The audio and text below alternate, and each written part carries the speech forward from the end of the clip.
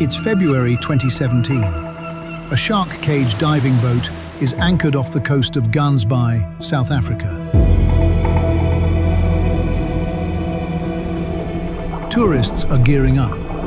The water here is cold and dark green, and it is famous worldwide for one thing: great white sharks.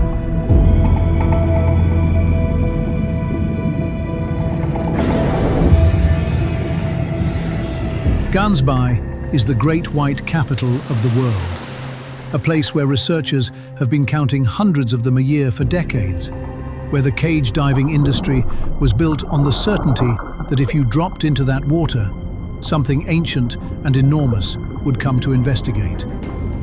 Then someone on deck points. 2 dorsal fins, but not the tall, rigid kind that means great white.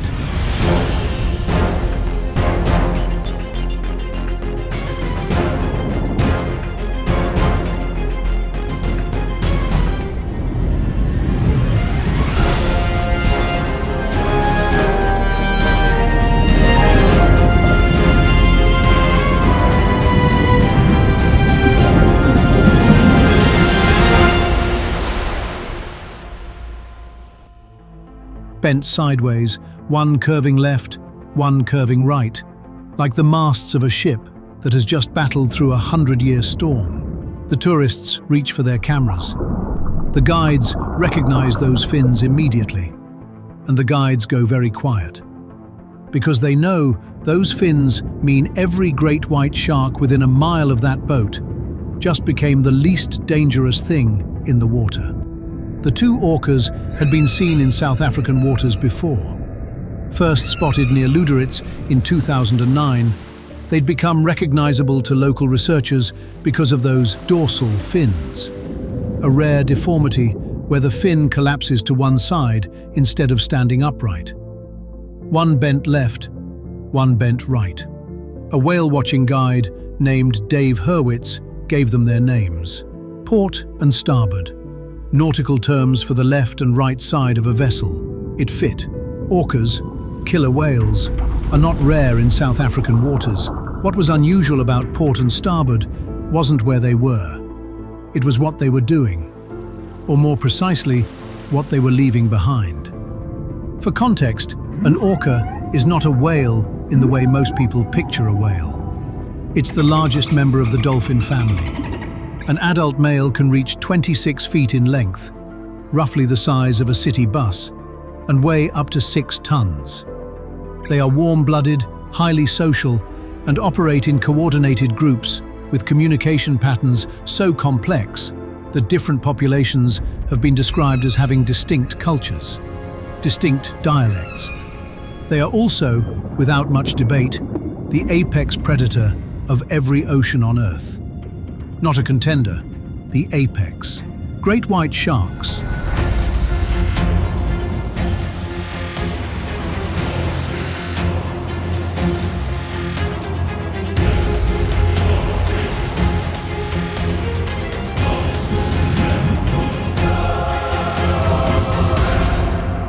The animal that has terrorized human imagination for half a century will flee an area entirely if they detect orca presence. Port and Starboard knew this. What nobody knew yet was how far they intended to take it. The first real clue came from a marine biologist named Alison Koch, working with South African national parks. In 2015, divers sent her photographs of smaller shark carcasses on the sea floor.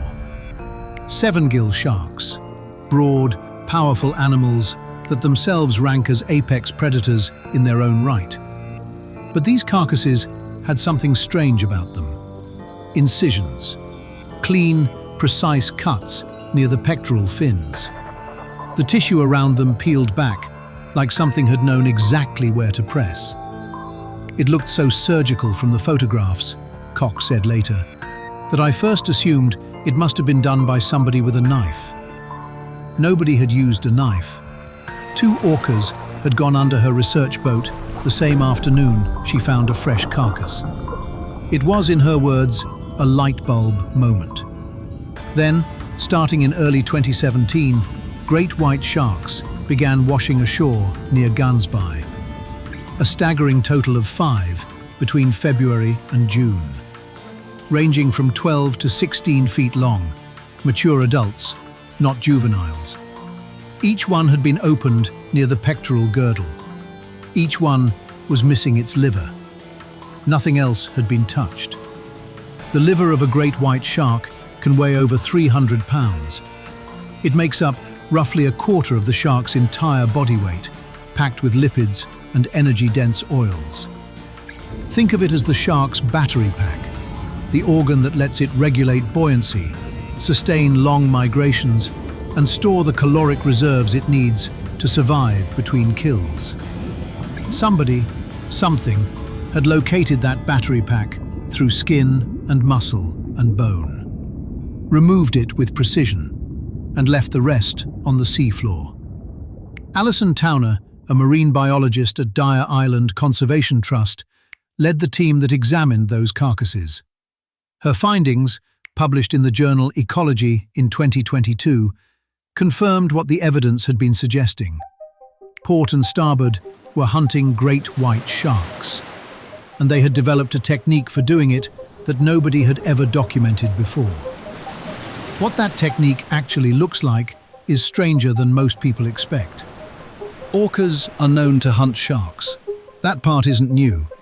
What's documented in other parts of the world involves groups of orcas working together, surrounding a shark, disorienting it, wearing it down over time. Cooperative predation.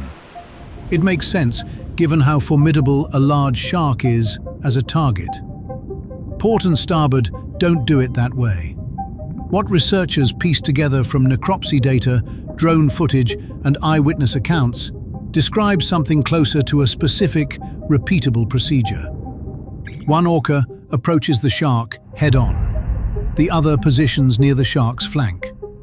Then one of them grips the shark's pectoral fin, the long side fins that give the great white much of its directional control, and inverts it, flips it upside down. When a shark is turned upside down, something neurological happens.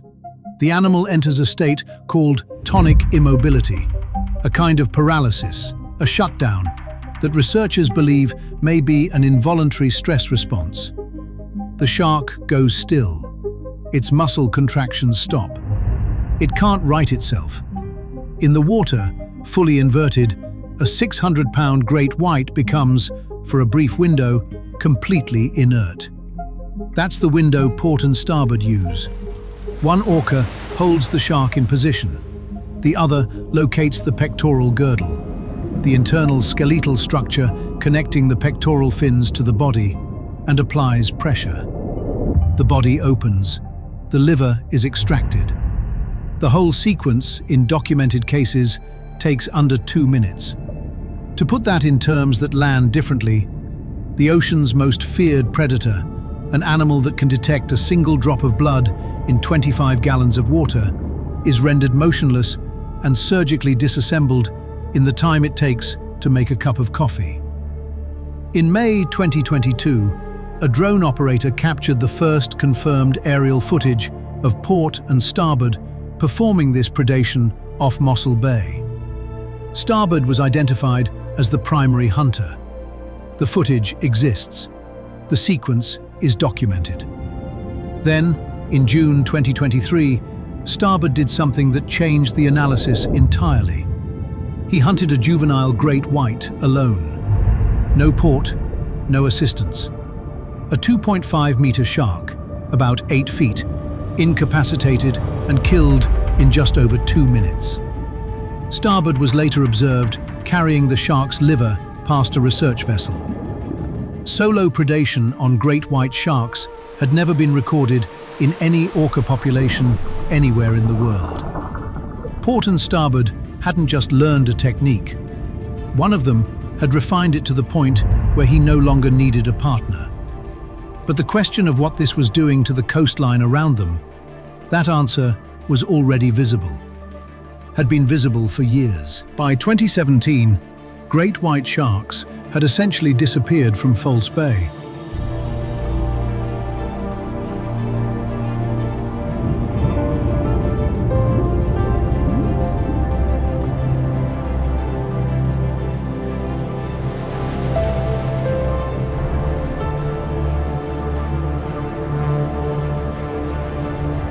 one of the most historically significant aggregation sites for the species in the world. A place where, just years before, researchers counted 250 to 300 individuals per year. Cage diving operators had built entire businesses around the population. Dyer Island, a few miles offshore, had been called the Great White Shark Capital of the world. It emptied out.